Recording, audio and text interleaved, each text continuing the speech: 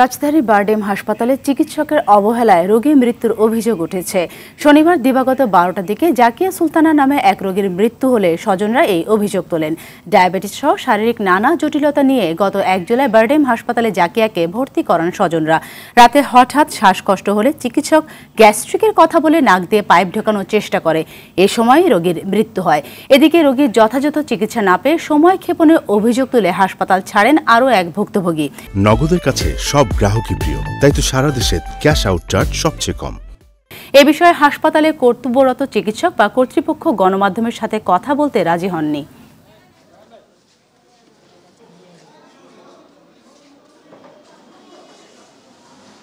শ্বাস নিতে পারতেছে না, তার অক্সিজেন কমে যাচ্ছে। এদিকে কোনো মাথা ব্যথা নাই, তাদের নাকি ডাক্তার নাই।